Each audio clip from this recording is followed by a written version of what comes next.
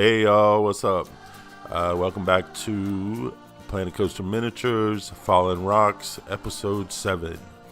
It's a pretty good episode. We get a lot accomplished this time. Right now you can see that I am finishing, well, not finishing, but I am correcting the exit and entrance paths of the station because it looked pretty bad right there. The way it was just really built for just to get people up there for now. And what I do here is even worse at first. I had a vision of on this hillside to the right, which you'll see in just a minute. I was going to put crops up there. I was thinking of again, I've been thinking about how this village functions, and on one side we have where they can bring in the goods and so forth that they forage for or they hunt for, and up here on top of this mountain I was thinking about planting some crops of some sort, and I thought it would be cool if the queue line wandered through there, but you can see that is just a bad idea. It doesn't look good. So I change it in this episode. I don't show it, but later on it's changed, and then I even changed it again after I filmed this, so it looks a lot better now the way I have it. So just ignore that for now. It'll change in just a few minutes. But and then I don't know about the crops. I don't know if I want to do that or not. I think I might just make that hillside forested. I had an idea of making crops and also putting some sort of aqueduct, borrowing an idea from the Romans and doing an aqueduct from the stream that's up on top of that mountain and having it cascading down the mountain. We'll see about that. I might give it a try, see what it looks like. If I don't like it, I'll take it out. But for right now, what I'm doing is building the living quarters. So the design that I came up with was what's called a double lean-to. It's fairly basic, which is what I wanted. This village is not supposed to be technologically advanced, obviously, just based on the general building style. But I like the way this came out. There are a few little details here and there that I put into it. Very small, nothing exciting, but I like how the support beams cross at the top, which creates a nice element going down the roof line. And I then, once I get all the walls up to my satisfaction, I create a cover for the front and back of it, which also I like. We'll get there in just a second and I'll talk about it. For right now, I'm just putting the walls together. And I also added a little, I thought it needs some kind of decoration, so I put a I put a little skull, one of those little cow skulls on the outside of it on the edge. You'll see that later on in a close-up. It's kind of goofy little thing, but I thought it was kind of funny. So right there where that sticks out, there's going to be a little cow skull. So I'm just going to extend this down, and I am going to decorate the interior of this. One thing I did was I put a shop in here. That's a pretty nifty trick in Planet Coaster, and I know a lot of people build shops and so forth in the exits of rides. And of course, in real life, I find it kind of annoying that you exit and you go out into a shop, but it was one of the few places actually where I could hide a shop in this build overall without really kind of messing up the village aesthetic. So I like that, and plus it makes extra money, so what are you gonna do? People can get a drink of water. That's what I put in there. I put water, and plus it gives more activity with people coming up the exit to go in there and so forth. So it does kind of make the village look like it's a little more inhabited, which I like. So this is the start of that. Let's see, and then I think I go on to do something else here in just a minute. Yeah, you can see there I put the shop in there, and it's getting a lot of business. So next up, I extended the wood floors, and I'm going to do the supports for this. And I promise this is going to be the last time I show the supporting structure being built, because I recognize it's not that exciting to watch. Although I do find it, not only in my own videos, but in other people's videos, I find it really, what is the word? I don't want to say therapeutic. I don't want to say calming, but I find it very satisfactory to watch someone do something like that, because in all these kind of time-lapse videos, it's just kind of nice to see nothing on the screen, and you can watch someone build it, and then all of a sudden there it is, and you don't see the hours and hours of work that it took to do that. I just find it kind of satisfying to watch something like this. So even though I know that I personally don't mind it, and I enjoy watching people's videos where they put scenery and stuff down, I think it's probably going to be the last time I'm going to show this, just because I realize it's probably not that exciting to watch. Although it is fun to see everything coming together. So I'll probably stick to just showing major things that I build. So the next episode I know is most likely going to be the station and the queue line. I'm starting to develop some ideas about what I want to do with the station. The station is definitely going to be the most detailed building in this build, but at the same time, it's not going to be fancy. That's the balance I'm trying to strike, because I'm picturing the station as some sort of a shrine or something like that, or at least a building that's very prominent as being different from everything else that we've got so far. So I do want to make it in some way stand out, and I think it's going to be more colorful than the living quarters and the storage shed and so forth, the other things that we've built. And I have some ideas trying to deal with this, maybe with this double lean-to, continue that on into the building, the shrine, we'll call it, shrine/station. So I'm going to do some research today. Look at some pictures, get some ideas. Last night, I was actually laying in bed thinking about this build. That's how you know you play too much Planet Coaster, when you're laying awake at night thinking about what you can do. And I actually had one idea for how I wanted it to look. So I don't know. We'll see. I've said time and time again, I don't do that much planning. Most of the planning I do is just in my head. I think about things and so forth. So we'll see. I'll look at some pictures. I'll see what I come up with. So that'll probably be in the next episode. And then I've got a list of just a bunch of little stuff I want to do all around this area. I've got to finish up a lot of terrain work and so forth, some of which I'll do in this episode. And I've got some ideas of making a lake and a herd of bison or buffalo, because again, I'm trying to think through this village, and I guess now I'm thinking through the ecosystem surrounding it. So I'm going to put a lake way off to the side, and it's going to have a buffalo herd around it. That's if I can make a buffalo, some bison or buffalo out of the art pieces. We'll see. I've never really attempted to do anything like that before, so I guess this is always the first time. But I thought, and they don't have to be that realistic, because I'm really just sticking them down there just to give the feeling that it's a complete area. I don't even think anyone in line is going to be able to see it or anything, so we'll see about that. Might just look like some little blobs with 4 stilts coming out the bottom.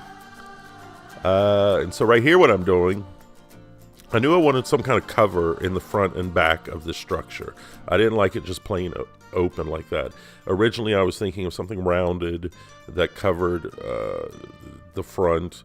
What I'd go with is this sort of 3-pronged cover that sticks out and is open on the sides. And I actually like how this turns out.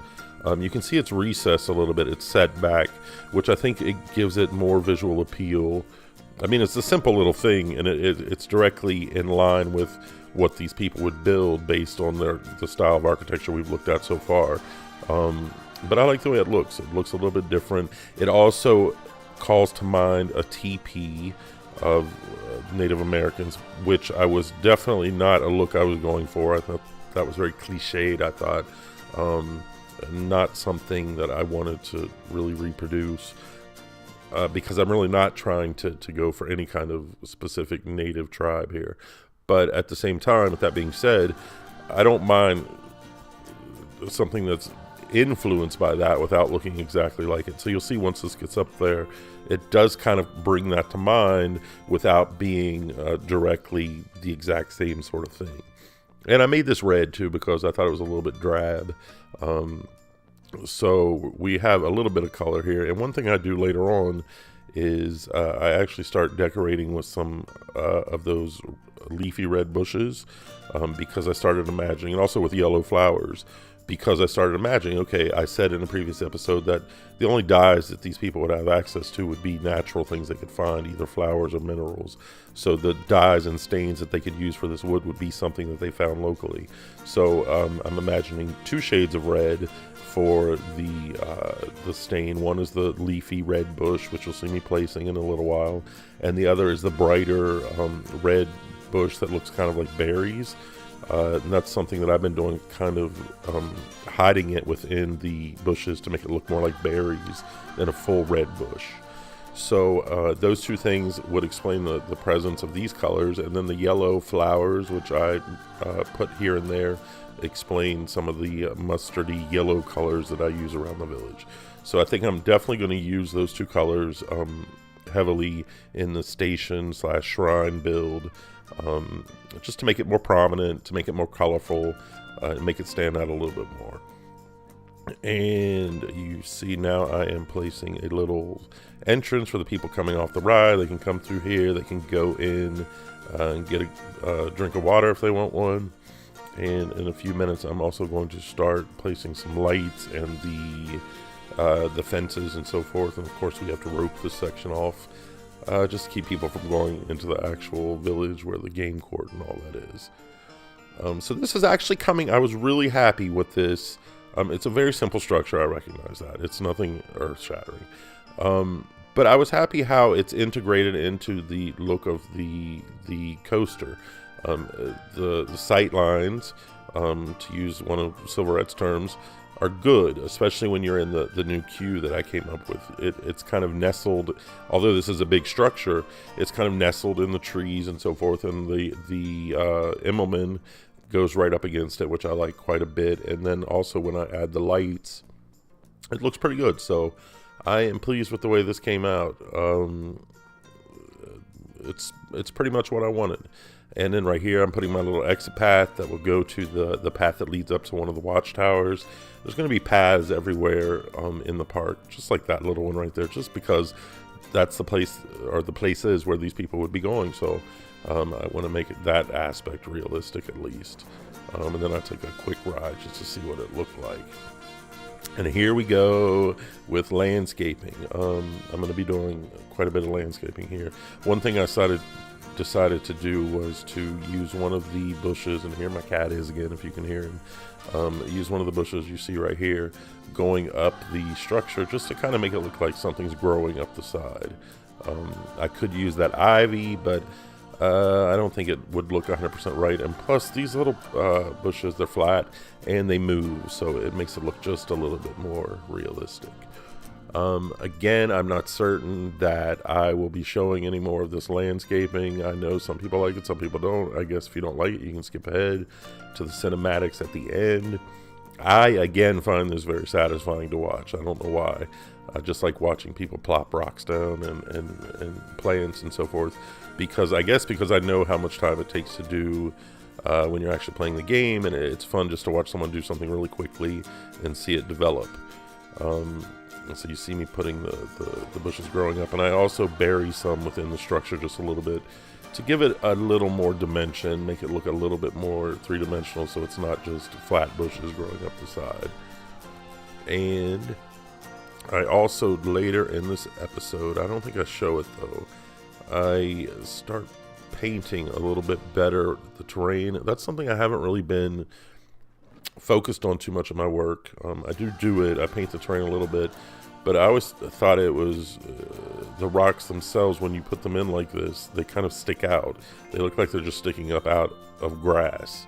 And usually I surround them with a lot of little plants like this to kind of disguise that fact. But then I figured out afterwards that if you use the rock terrain just around the edges, it kind of softens that blending between the grass and the rocks. So you don't see it here, I don't think, but I definitely do that later on. And I'm adding the red bushes I talked about earlier. So this is one source of the dye. So you see I have thought this through.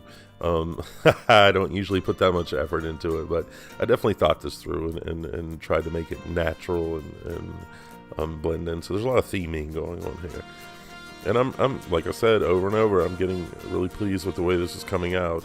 It's coming out better than I thought it would. I knew I had a basic idea of where I wanted to go with this. When I first started, I was a little, I don't want to say lost, but I was like, what am I going to do with this, and so forth. But as it's going along, I'm really pleased with how it's working out. So we'll see once I finish up. I think I might even upload it on Steam. I've never uploaded anything that I can remember on there. And I'll probably post it. I definitely posted a few episodes on Shy Guys World and No Limit Central, so I'll probably post something there. And see if I get any feedback. People let me know what they think of it, because I'm pretty happy with it. Alright, so you can see I'm just putting some more scenery around, some fire, just for practicality, and also because to help light up the area at night. And then in just a few minutes I'm gonna put up some of these torches for the evening. I also ended up off the recording afterwards, putting some up the lift hill to kind of brighten it up. And right now I'm working on lighting, which is something else I really need to get better at. Spotlighting, that is. I can use the in-game torches and so forth just as well as anybody else, but I've never really fooled around too much with spotlighting, and I need to get better at that. So I already in a previous episode spot lit the dive loop near the waterfall, so I'm going to work on that as well. And you see me here, this is a really bad idea, putting these torches inside. I like the glow that comes, but otherwise it's not looking too good. So that's it for this episode. I'm going to close with some cinematics, so enjoy those. I'll talk to you next time, and enjoy the ride.